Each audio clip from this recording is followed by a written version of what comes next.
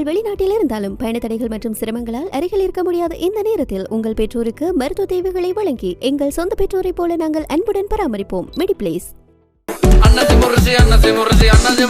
பாட்டி, நீ இப்படி உட்காந்துக்கிறத பாக்குறப்ப கேவலமா இருக்கு.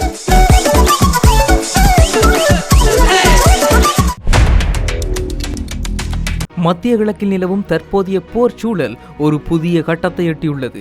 இதுவரை தாக்குதல் நடவடிக்கையில் கவனம் செலுத்தி வந்த அமெரிக்க இராணுவம் இப்போது தனது தளங்களையும் வீரர்களையும் பாதுகாப்பதற்கான தீவிர தற்காப்பு நடவடிக்கையில் இறங்கியுள்ளது.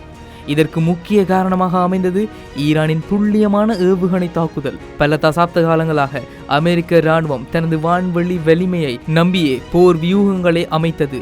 ஆனால் ஈரானின் ட்ரோன்கள் மற்றும் ஏவுகணைகள் அமெரிக்காவின் வான் பாதுகாப்பு அமைப்பான தாட் மற்றும் பேட்ரியாட் போன்றவற்றை மீறி தாக்குதல் நடத்தியுள்ளன. திறந்த வழியில் நிறுத்தப்பட்டிருக்கும் போர் விமானங்கள் மற்றும் எரிபொருள் சேமிப்பு கிடங்குகள் ஈரானின் இலக்குகளாக மாறியுள்ளன. இதனால் பென்டகன் தற்போது மத்திய கிழக்கில் உள்ள தனது முக்கிய தளங்களில் ஹார்டன்ட் பங்கர் எனப்படும் வலுவூட்டப்பட்ட பதுங்கு குழிகளை மிக வேகமாக அமைத்து வருகிறது. ஒரே இடத்தில் அதிகப்படியான விமானங்களை நிறுத்துவதை தவிர்த்து அவற்றை வெவ்வேறு சிறிய தளங்களுக்கு பிரித்து அனுப்பும் முறையை அமெரிக்கா பின்பற்ற தொடங்கியுள்ளது.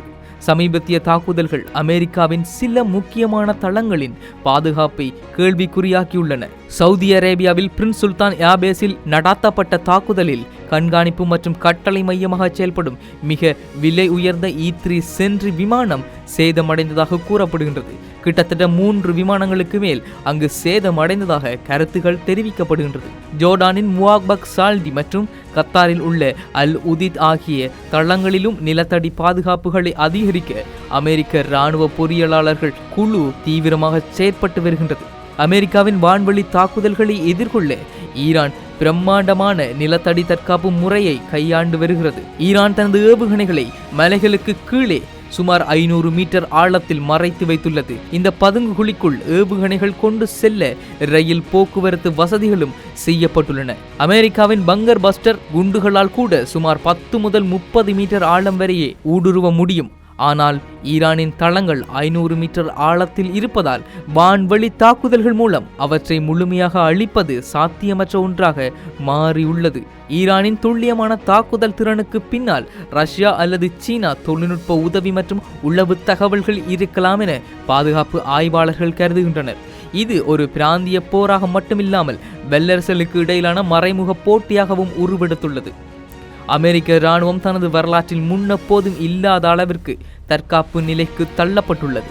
வான் பாதுகாப்பு அமைப்புகளை மட்டும் நம்பி இருக்காமல் கான்கிரீட் அரண்கள் மற்றும் நிலத்தடி பாதுகாப்பை நோக்கி அமெரிக்கா நகர்வது ஈரானின் ஏவுகணை தொழில்நுட்பம் அடைந்துள்ள முன்னேற்றத்தையே காட்டுகிறது. வரும் நாட்களில் மத்திய கிழக்கில் நிலவும் இந்த பதுங்குகுழி போர் உலக அரசியலில் முக்கிய மாற்றங்களை ஏற்படுத்தும் என்பதில் எந்த ஐயமும் இல்லை. மத்திய கிழக்கில் 2026 பிப்ரவரி இறுதியில் தொடங்கிய மோதல் தற்போது ஏப்ரல் மாதத்தில் ஒரு தீவிரமான கட்டத்தை எட்டியுள்ளது.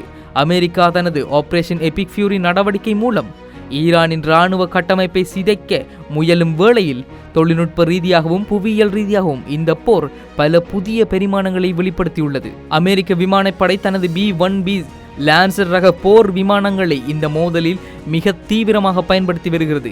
இந்த விமானங்கள் அமெரிக்காவில் இருந்து நேரடியாக புறப்பட்டு சுமார் 37 மணி நேர பயணத்தை மேற்கொண்டு ஈரானின் ஏவுகணை தளங்கள் மற்றும் கட்டளை மையங்கள் மீது குண்டுகளை வீசிவிட்டு திரும்புகின்றன.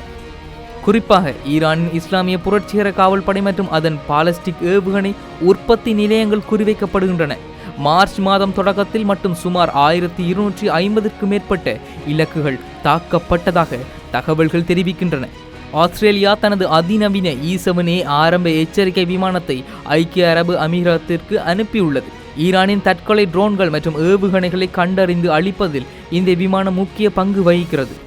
வான்வெளியில் நீண்ட தூரம் கண்காணிப்பை மேற்கொள்வதன் மூலம் பாரசீக வளைகுடா நாடுகளில் உள்ள நட்பு நாடுகளின் இராணுவ தளங்களுக்கு இது ஒரு கவசமாக செயல்படும் என்பதில் எந்த மாற்று கருத்தும் இருக்க முடியாது. அமெரிக்காவின் வான்வெளி தாக்குதல்களுக்கு மத்தியில் ஈரான் தனது நிலத்தடி வசதிகளை பாதுகாப்பதில் தீவிரமாக உள்ளது.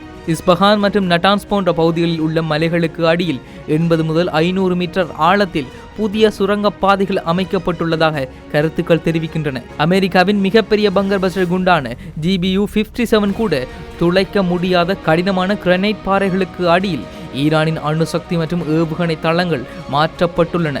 பிப்ரவரி 2026 நிலவரப்படி 77% சுரங்க நுழைவாயில்கள் தாக்கப்பட்டிருந்தாலும் அதன் உட்புற கட்டமைப்புகள் இன்னும் முழுமையாக சேதமடையவில்லை என செயற்கைக்கோள் ஆய்வுகள் கூறுகின்றன.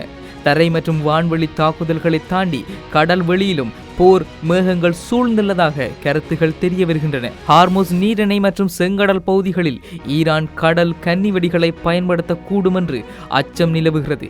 இது உலகளாவிய எண்ணெய் போக்குவரத்தை முடக்கும் அபாயத்தை கொண்டுள்ளது.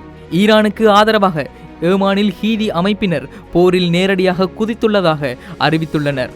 அவர்கள் இஸ்ரேல் மற்றும் அமெரிக்க கப்பல்களை இலக்கு வைத்து ஏவுகணைகளை வீசி வருகின்றனர்.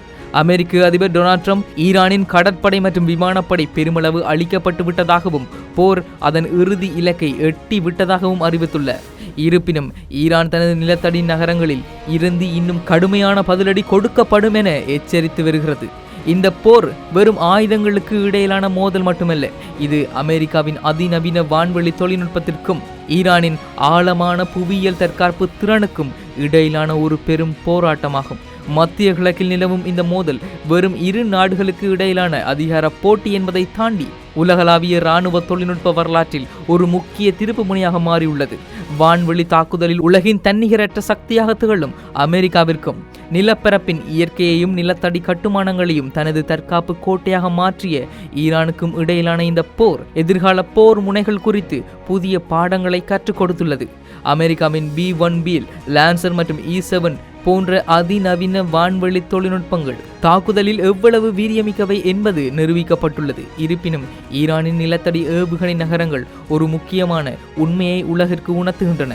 அதாவது மிக மேம்பட்ட பங்கர் பஸ்டர் குண்டுகளால் கூட இயற்கையான மலை அரண்களையும் 500 மீட்டர் ஆழத்தில் உள்ள கான்கிரீட் கட்டமைப்புகளையும் முழுமையாக அழிக்க முடியாது என்பதுதான். இது தொழில்நுட்ப மேலாதிக்கத்தை புவியியல் தற்காப்பு எவ்வாறு எதிர்கொள்கின்றது என்பதற்கான சிறந்த உதாரணமாகும்.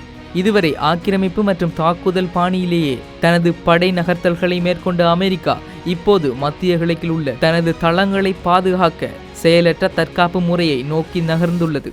பல கோடி ரூபாய் மதிப்புள்ள ரேடார் மற்றும் விமான அமைப்புகள் ஒரு சில மலிவான ட்ரோன்களால் அழிக்கப்படுவதை தவிர்க்க மீண்டும் கான்கிரீட் அரண்கள் மற்றும் பதுங்கு குழிகளை நம்ப வேண்டிய கட்டாயம் வல்லரசு நாடுகளுக்கு ஏற்பட்டுள்ளது. இந்த போரின் விளைவுகள் மத்திய கிழக்கோடு நின்றுவிடப் போவதில்லை. ரஷ்யா மற்றும் சீனாவின் மறைமுக ஆதரவுடன் ஈரான் காட்டும் இந்த தற்காப்பு உறுதி பிற நாடுகளையும் தங்களது இராணுவ கட்டமைப்புகளை நிலத்தடிக்கு மாற தூண்டுகிறது. மேலும் ஹார்முஸ் நீரிணை மற்றும் செங்கடல் போன்ற முக்கிய கடல்வழி பாதைகளில் நிலவும் பதற்றம் உலக பொருளாதாரத்தில் எரிபொருள் விநியோகத்தில் பெரும் அதிருப்தியை ஏற்படுத்தியுள்ளது. சுருக்கமாக சொன்னால் 2026 இந்த போர் சூழல் வான்வெளி பாதுகாப்பு மற்றும் ஏவுகணை தொழில்நுட்பம் ஆகியவற்றில் ஒரு புதிய சமநிலையை உருவாக்கியுள்ளது.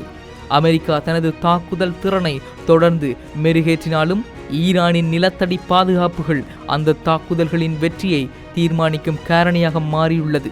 இந்த போரின் விளைவுகள் எதுவாக இருந்தாலும் அது மனித குலத்திற்கு பெரும் அழிவை ஏற்படுத்தும் என்பதில் எந்த மாற்று கருத்தும் இருக்க முடியாது. இது IBC தமிழ்.